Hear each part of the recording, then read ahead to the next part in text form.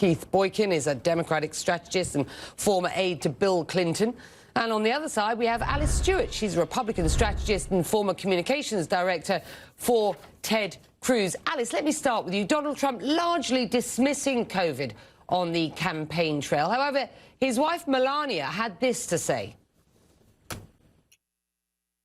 I have experienced the first-hand effects of COVID-19, not only as a patient, but as a worried mother and wife. I know there are many people who have lost loved ones or know people who have been forever impacted by this silent enemy. My family's thoughts and prayers are with all of you through this difficult time. Arguably, that is the sort of tone and message many people say they should be hearing from the president. Why is he not showing empathy? I think he is making sure that he stays on a message that he feels is more beneficial to his campaign and trying to direct people's attention to some aspects of positivity with this with regard to the case numbers. The problem with that, Becky, is that it doesn't match up with the numbers. We had a member of the coronavirus task force is out there actively saying that the numbers are spiking, hospitalizations are spiking, cases are spiking, and I think from a political standpoint, it's malpractice to stick your head in the sand and act as though it's anything different. This president would be better served, in my view. Look, I support this president, but with regard to this topic, it's imperative that he continues to remind the American people, wear your masks, social distance, wash your hands, avoid large crowds, and reinforce, we're working on a virus. We want it to be safe and effective. And until that happens, we need to use best practices, whether we're at home or we're out in public. Keith, I do wonder, should Biden win this election, what is his plan with regard to COVID? Well, Joe Biden's plan is to engage with contact tracing and testing, which we haven't had before, to have a national strategy, to have a mask mandate, to have some leadership instead of having the 50 different states fend for themselves, to have national leadership. We haven't had any of those things. We've had, as Alice has said, a president who's put his head into the sand. And I agree with Alice that is political malpractice, because if he really had a chance to win the election, his chances are diminishing every day. But the best opportunity was when the president himself was diagnosed with COVID and he had to be airlifted to the hospital. At that point, he could have made a turnaround. He should have made a turnaround and expressed more empathy. And he could have gotten a great deal of sympathy from the American people for doing so. But instead, he's doubled down, and we're seeing investors have lost confidence in him. The White House has surrendered on the coronavirus issue, as Mark Meadows, the chief of staff, said the other day. And even just last night, the president, he's out there holding these super spreader rallies. Even just last night, he had a rally in Omaha, Nebraska, after he exposed his supporters potentially to coronavirus. He then went on and left them in the cold and had no plan to get them back home. So, I mean, it's just a reflection of his incompetence and insensitivity. Alice, the president does say that he wants a winner declared on Election Day. Let's just have a listen.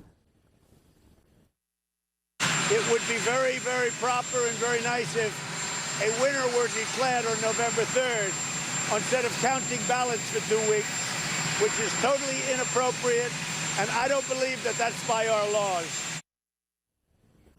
In reality, we could see what is being called a red mist, a false start of sorts that favours Donald Trump before favouring Joe Biden as more mail-in ballots are counted.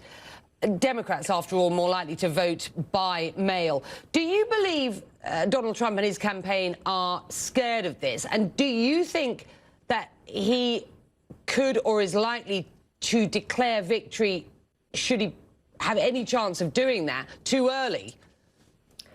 I think neither candidate can or will declare victory until it is without a doubt. And that's imperative. Look, you know how this works. There are 50 different states, there are 50 different elections, and we have to make sure that each state, the ballots are brought in correctly, handled accurately, and the integrity of our election needs to be without question in every single state. And do I think we'll have a winner on election night? I really don't think so. When we're talking at the large numbers of early voting, like you said, 70 million people of early voting, a lot of these states, certain these key battleground states, cannot start counting these ballots until election day or just up to election day. So just the sheer volume of votes will make it very difficult. But I think, I would like to think that shortly after election day, we'll have a clear winner. Yeah, Keith, it has to be said that we've got the Supreme Court sort of working through a whole bunch of cases about whether mail-in voting can be extended at present. But ultimately, fast forward to say November the 4th or later than that.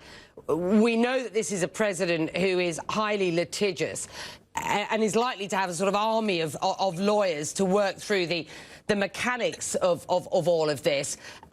Does Joe Biden have a plan should he need one?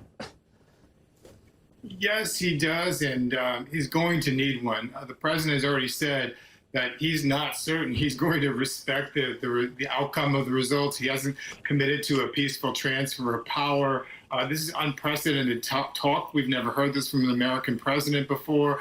In addition, the idea that we will know the outcome of the election on November 3rd is preposterous. In American history, we never have known the outcome of an election on election night. But what happens is that the networks often make a projection based on the exit pollings that they do in various states. But that's not the actual result. We don't really ever know the result until weeks afterward, and they're not required to be certified until well into the month afterward in December.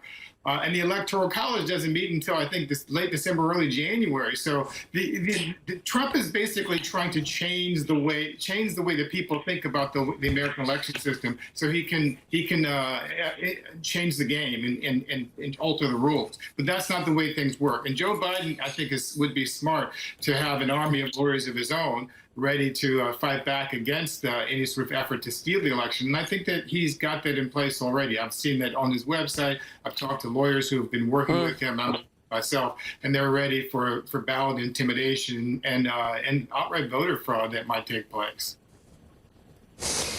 To both of you, thank you. I want to move